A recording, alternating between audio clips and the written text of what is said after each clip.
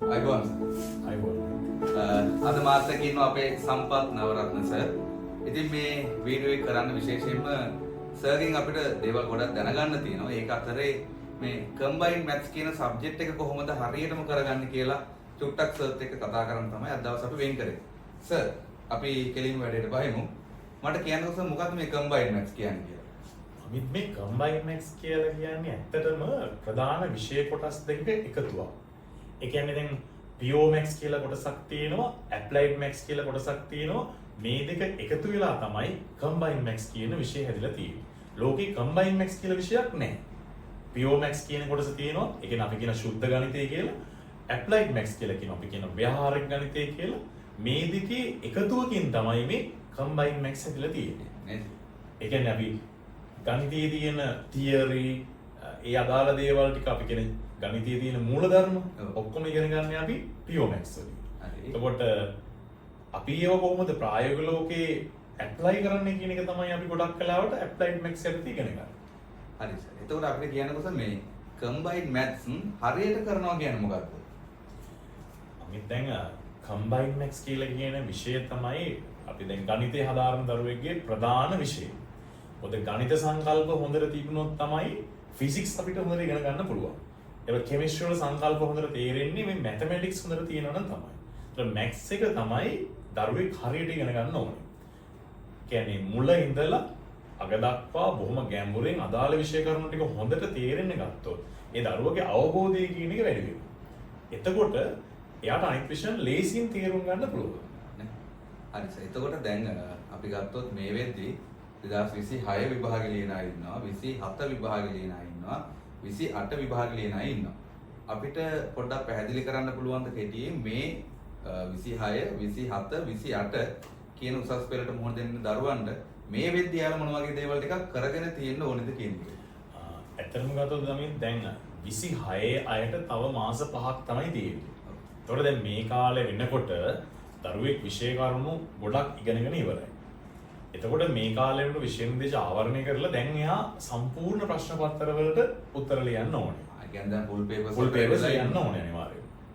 Full papers ලියනකොට තමයි දරුවට මේ මුළු විෂය නිර්දේශය ගැන අදහසක් එන්නේ, කොහොමද අපි මුණ දෙන්නේ, මොනවද මම තෝරගන්න ඕනේ කොටස්, මොනවද මම අයින් කරන්න ඕන දෙයක් කියලා ලකුණු ගන්න විදිහ. ඒ කියන්නේ ලකුණු එන්නේ කොහොමද, කොහෙන්ද ලකුණු නැති වෙන්නේ. ඔය කියන කාරණා ටික හැදෙන්නේ මේ කාලේ තමයි. 27 ගත්තොත් එතකොට 27 ගත්තොත් දැන් ඉස්කෝලේ වගේ ගත්තොත් දැන් පළවෙනි වාර විභාගයක්මයි තියෙන්නේ අපි. හැබැයි මේ දරුවෝ දැන් ඊළඟ අවුරුද්දේ කොර්ස් වලට මුහුණ දෙනවානේ. ඒතකොට මේ හරි වයසට ගියොත් මෙයා දැන් දෙවෙනි වාරේ කියන දේවල් කරගෙන යන්න ඕනේ. දැන් මේ මාර්තු වෙද්දී අපි වෙන අවුරුදු වල නම් මේ විභාගය කල් ගියපු නිසානේ මේ ප්‍රශ්නයක් තියෙන්නේ. නැත්තම් එයා දෙවෙනි වාරේ දේවල් කරලා තියෙන්න ඕනේ. ඒතකොට දෙවෙනි වාරට අදාළ දැන් ඉස්කෝලේ වාර විභාගයට පළවෙනි වාරේ වගියාට දැන් දෙවෙනි වාරේ ඉඳලා වැඩ ටික යන්න. දැන් අපි පන්තියක් තියෙනවා එක ගෲප් එක දැන් අපි දෙවෙනි වාරේ වෙලා තුන්වෙනි වාරේ පටන් ගන්න යනවා. තුන්වෙනි වාරේ. ඔව් තුන්වෙනි වාරේ පටන් ගන්න යන්නේ එක ගෲප් එක. අනිත් ගෲප් එකේ පළවෙනි වාර ටික ඉවර කරලා අවසාන හරිය කරලා දැන් දෙවෙනි වාරේ පටන් ගන්න. හරි. එතකොට සර් දැන් මේ අපේ අලුත්ම දරුවෝ ඒ කියන්නේ 28 එයාලා කොහොමද ආරම්භය හරියට ගන්න ඕනේ? ඇත්තටම 2028 කියලා කියන්නේ තමයි අපිට එහෙම පිටින්ම කාලේ තියෙනවනේ.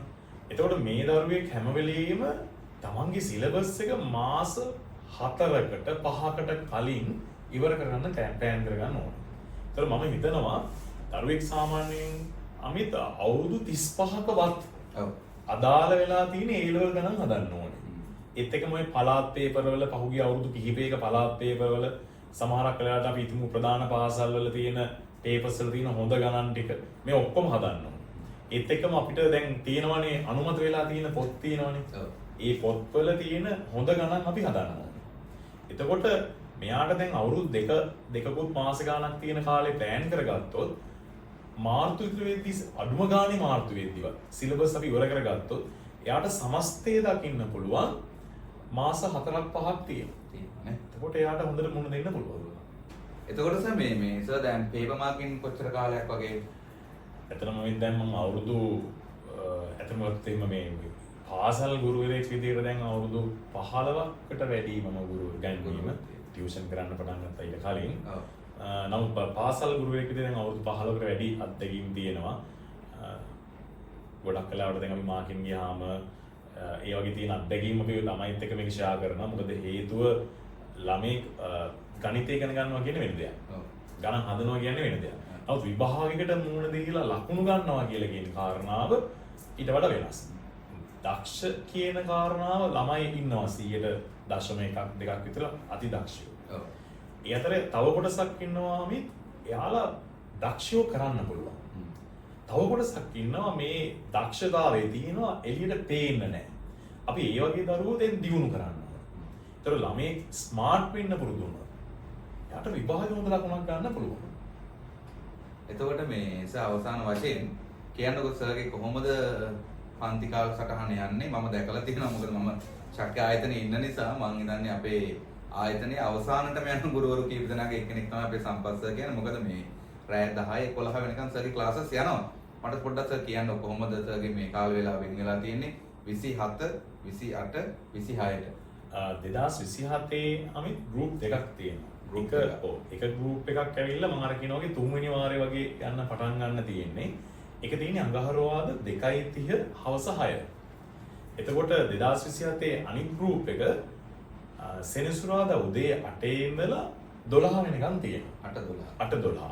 ඒතර එයාලගම පේපර් ක්ලාස් එක බ්‍රහස්පතින්දා හවස 2:30 ඉඳලා 5:40 වෙනකන් අපි පේපර් එකක් ලියනවා. ඩිස්කෂන් එක තියෙනවා 6 කාලේ ඉඳලා 10 වෙනකන් දැන් කරන්න බෑ නේද? 28 අලුත් පන්ති කොහොමද? 28 අලුත් පළවෙනි ගෲප් එක අපි පටන් ගන්න තියෙනවා බ්‍රහස්පතින්දා 2:30 හවස 6 වෙනකන්.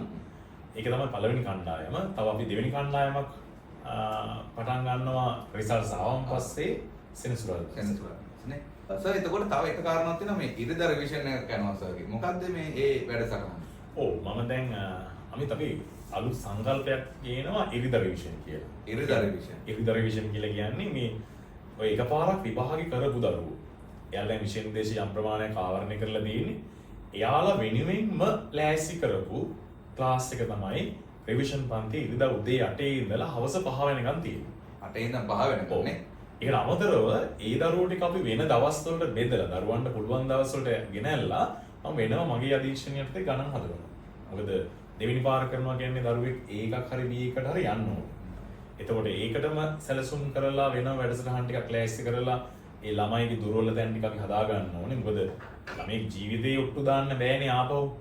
මොකද දෙවෙනි පාරක් කරනවා කියලා කියන්නේ ළමයා සෑහෙන කැපවීමක් කරනවා. ඒක නිසා ඒකට අපි සැලසුමක් හදාගෙන යනවා. ඉරිදා උදේ 8 ඉඳලා 5 වෙනකන් යනවා. ඒතකොට අඩුපාඩු තියෙන විෂය කොටස් ටික මම වෙනම කරලා දෙනවා. හරි. පේපර් ක්ලාස් එක යාලගේ තියෙනවා අඟහරුවාද 2:30 ඉඳලා රෑ 10 වෙනකන්. එක්සෑම් එක ලියනවා ක්ලාස් එක. අඟහරුවාද 2:30 රෑ 10.